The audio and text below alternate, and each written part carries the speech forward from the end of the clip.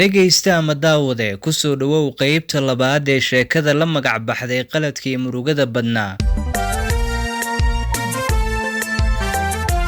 sheekadan waa qiso dhaba u dhacday. waxaa qaybtii koowaad ay noo joogtay Xamse oo hor fadhiyay iskuulka ay wax ka barato Shamso.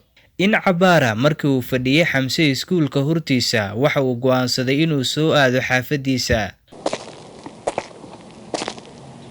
waxa uu dareemayay maalinka inuusan guuleysan maadaama waqti badan uu ka baxay hadal jawaab u qalman uusan ka helin Shamso.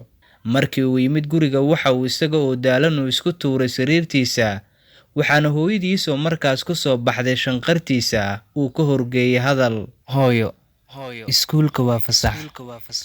shalay iyo maanta marka waxba hay la yaabin hooyo macaan ee qolkaaga iska gal.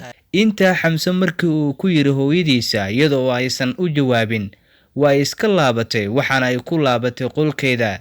Xamse oo aysan hurdahayn balse fikir badan dareemaya ayaa dhowr mar sariirta marba dhinac isku gadgadiyay, waxaana isagoo isla hadlaya uu yiri, maxay gabadhan kaga duwan tahay gabdhaha kale?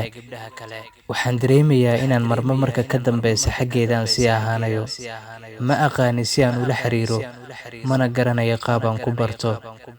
arrinta kale marka ka dambeysa igu sii kordhaysa waxay tahay hanaanka ku dheehan kibirka, sababtoo hadalladeeda mararka qaar waa kuwa ku dheehan yasma badan. Xamse oo xaalkiisa uusan caadi ahayn ayaa inta uu kacay waxa uu raadsaday raashin, isagoo hore ugu sii dhaqaaqay xagga iyo jikada guriga. markaan waxaa yiri dhawaqa gambaleel. waxaa la joogaa waqtigii iskuulka laga soo deyn jiray Shamso. sida caadada u ahayd Shamso waxaa hore ay u soo raacdaa xilliga ay iskuulka ka soo baxayso gabdha ay asxaab yihiin, waxaana gabdhaha ay ku soo lug darsataa ilaa gurigeeda ay ka timaado. inta ay Shamso la socotay asxaabteeda waxay ugu sheekeynaysay iskuulka iyo sidoo kale xaalkiisa, balse markii ay ardada kala hareen misena aysan gaarin gurigeeda waxay isweydiisay su'aalo kala duwan oo la xiriira waxyaabaha iyada hadda hor yaalla. alla waa maxay wiilkan saakii wadada ii istaagay? wiilkan wuxuu ila degan yahay xaafadda balse weligay muusan isalaamin, laakiin ujeedadiisa waan arki doonaa. intaa markay Shamse tiri waxay u soo dhaqaaqday gurigeeda, waxaana mid ka mid ah gacmaheeda ay saaratay madaxa iyadoo ka yaaban xaalka wiilka. Xamse oo ay qalbigiisa haraysa hadalhaynta gabadhan oo uu dooq raacay, waxa ay sheekada sidii ahaataba waxa uu markaan raadinayaa sida uu wax ku xallin karo Xamse. asxaabtiisa qof uu la sheekeysanayo oo sheekadan uu la wadaagi karo ma jiro. waxa uu isku dayayaa in isaga keligiisa uu ku filan yahay isla markaana arrintan uu xallin karo. Xamse ayaa bilaabay in galab kasta uu hor fariisto dukaanka xaafadda ugu weyn, kaas oo ay Shamse adeeg u soo aado. waxa uu aaminsanaa in halka ugu dhow ee laga heli karo Shamse ay tahay halkan. tiro dhowr jeera isagoo hor fadhiya dukaanka waxaa adeeg u soo doonatay Shamso, balse ma uusan la hadlin maadaama uu ka baqayay jawaab la'aanta ku dhacday marar kala duwan oo uu ku hungoobay la hadalka Shamso. galabkii lixaad ayuu isku dayay geesinimo.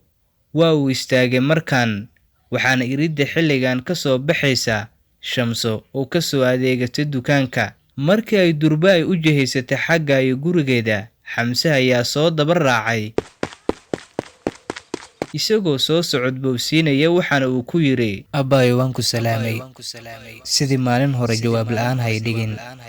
waxaan ahay walaalka kaas oo doonaya barashadaada qiimaheeda. intaa markii Xamse uu yiri Shamse waxaa soo gashay xoogaa naxariis ah iyo sidoo kale dabacsanaan. waxay ka qaaday Xamse salaanta iyadoo leh, waan kaa qaaday abbow salaanta. sorry, maalintii xoogaa waan isku yara buuqsanaa. waxaan filaa inaan isku xaafadnahay, waayo dhowr mar ayaan ku arkay adigoo la fadhisid wiilasha xaafadda. Xamse oo niyad ahaan faraxsan ayaa hal mar la soo booday, haa abbaayo isku xaafad ayaan nahay. waxaan deganahay guriga ganjeel cagaarka ah ee geedka weyn hoostiisa ku yaalla. fadlan miyuu qori kartaa lambarka taleefankaaga? Shamse oo muujinaysa in yare ay daahsan tahay ayaa tiri, qoro lambarkeyga. waxaana ay u yeerisay lambarkeeda inkastoo lambarkeeda qaybta ugu dambeysa ay ka qaladay. Xamse ayaa lambarkii sidii ku seefgaraystay, waxaana ay u sheegtay in Shamse la yiraahdo. isaga oo faraxsan ayuu si aan socod ahayn, orodna uusan ku jirin balse dadaal uun lagu tilmaami karo waxa uu ku tagay gurigiisa. Markaan jawigiisa sida hore ma ahan, waxaana markiiba uu isku tuuray sariirtiisa.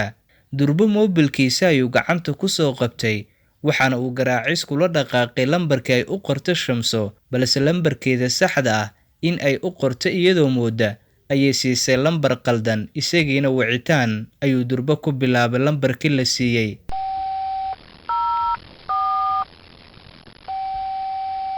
Intaa haynoo joogto daawada qaybtii labaad ee sheekadii la magac baxday qaladkii murugada badnaa, waana qiso dhab ah oo dhacday.